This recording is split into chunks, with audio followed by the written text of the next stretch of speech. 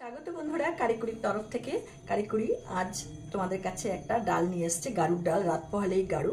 তো এখন এই গাড়ুর ডালটা সাধারণত পূর্ববঙ্গের বিক্রমপুর, ঢাকাতেই এটা বেশি খাওয়া হয়। ওখানকার বাঙালরাই এটা খুব বেশি খায়, আর এটা খুব স্বাস্থ্যের পক্ষে খুবই উপকারী। তো এই ডালটা রান্না করার জন্য বিশেষ ধরনের বিশেষ কিছু সবজি তো অবশ্যই মাস্ট দিতে হয়। তার মধ্যে প্রধান সবজি হচ্ছে এখানে হচ্ছে এই যে শালুকটা। এই শালুকটা হচ্ছে শাপলা গাছের নিচে, শাপলা গাছের তলায় যে মাটির মধ্যে যেই থাকে, এই শালুকটা এতে দিতেই হয়। তো এটাকে প্রথম আমি এখানটায় রেখে দিলাম। আর এই ডালটা করা হয় দেখো মটর ডাল দিয়ে। আমি এখানে 350 গ্রাম মটর ডাল 1 ঘন্টা আগে ভিজিয়ে রেখেছি। আর দিতে হয় দেখো নানান ধরনের সবজি। এখানে নিয়েছি একটু থোড়, নিয়েছি একটা মূলো, চাল কুমড়ো, লাউয়ের একটু অংশ, একটা মুখী শিম, একটা তেঁতুল, একটু কলমি শাকের ডগা, একটু চুপড়ি আলু, 4টে গাটি কচু, একটু শোলা কচু, একটা রাঙা আলু, 1 ফালি কুমড়ো, একটা গাজর, 4টে বরবটি, একটু মূলোর টুকরো ছিল সেটা, 4টে জলপাই, একটা টমেটো।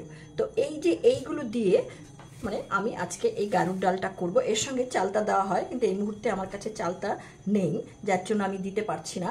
তো এই যে এটা দিয়ে করলে কিন্তু গাড়ুর ডালটা খুবই ভালো হয়। এটা একটা মানে আয়ুর্বেদিক ঔষধির মতো এই ডালটা সবাই খায়। আর এই ডালটা রান্না হয় ঠিক আশ্বিনের শেষের দিনে এবং কার্তিক মাসে খাওয়া হয়। এই ডালটা করার জন্য একটা প্রবাদ আছে যে আশ্বিনের রাধে কার্তিকে খায়, যেই মর বাগে বর পায়। এটাই ছিল এটার কথা।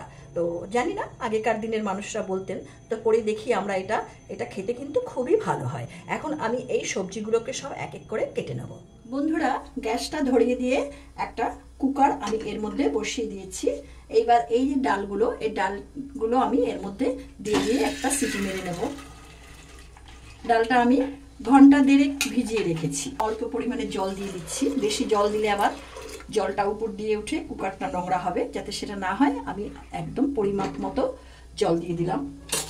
এখন আমি এটাকে কুকারের ঢাকনাটা আটকে দিচ্ছি।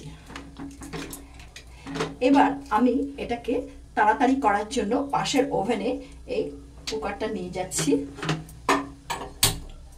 পাশের ওভেনে কুকারটা নিয়ে নিলাম। এই ওভেনে এই যে সবজিগুলো সব কেটে ভালো করে ধুয়ে নিয়েছি।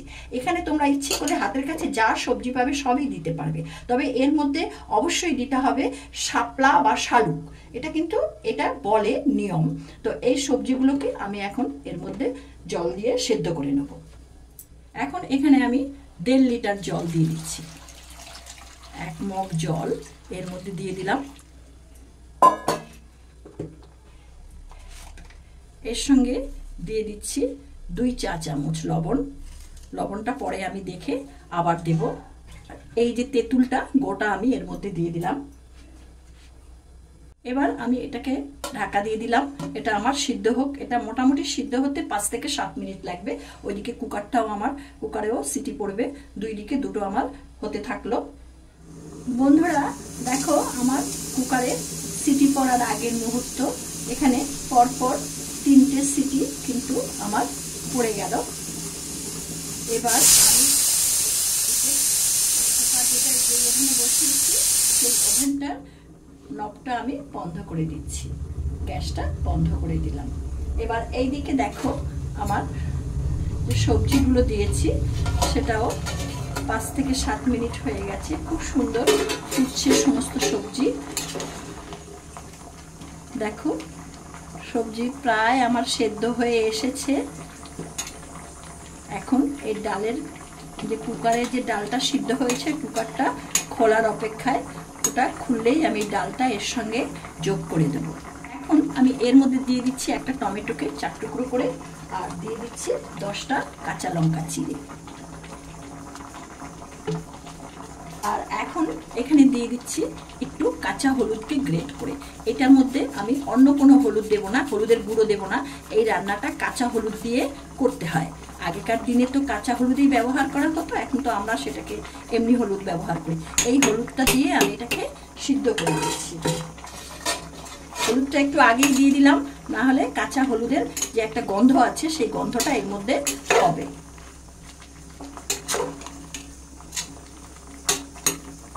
এবার এটাকে আমি আবার গ্যাসটা কমিয়ে দিয়ে, গ্যাসের আগুনটা মিডিয়াম টু লোয়ে রেখে আমি এটাকে আবার একটু চাপা দিয়ে দিচ্ছি। ততক্ষণে আমার কুকারের সিটিটা কুকারের ভেপারটা আস্তে আস্তে খুলতে থাকুক।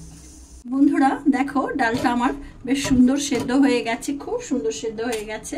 আমি তোমাদের দেখাচ্ছি, দেখো এইরকম একদম গলে গেছে। এবার এই ডালটা আমি এই সবজির মধ্যে ঢেলে দেবো। ঢাকনাটা সরিয়ে দিলাম। দেখো সবজিটা খুব সুন্দর সেদ্ধ হচ্ছে। তো এই সবজির যে জলটা, তাতে আমি কিছুটা জল এই কুকারের মধ্যে ঢেলে নিচ্ছি, তাহলে ডালে আমার বেশি জল দিতে হবে না, ডালটাও বেশি পাতলা হবে না। এই সমস্ত টিপসগুলো তোমরা একটু জেনে নেবে। তো আজকে আমি যে ভিডিওটা তোমাদের জন্য করছি, তোমাদের যদি এই ভিডিওটা দেখে ভালো লাগে তাহলে আমার এই ভিডিওটাকে লাইক কমেন্ট শেয়ার অবশ্যই করবে।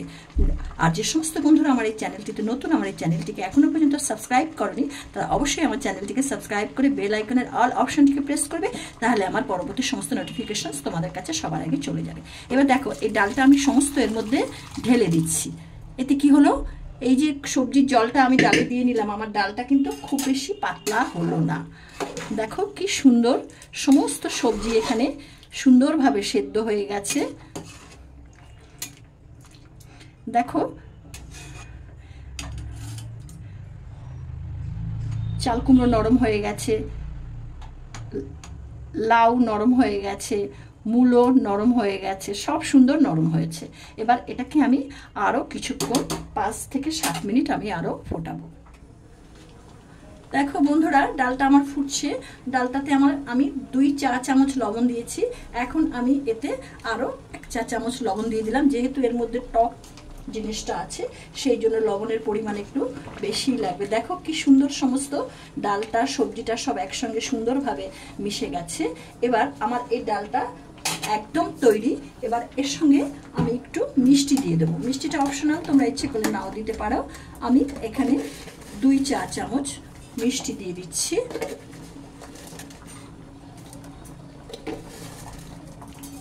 মিষ্টিটা দিয়ে এটাকে ভালো করে নেড়ে চেড়ে দিচ্ছি। হয়ে গেল আমার গারুর ডাল। এবার আমি এটাকে নামিয়ে নেব। দেখো বন্ধুরা, আমার হয়ে গেছে ডাল।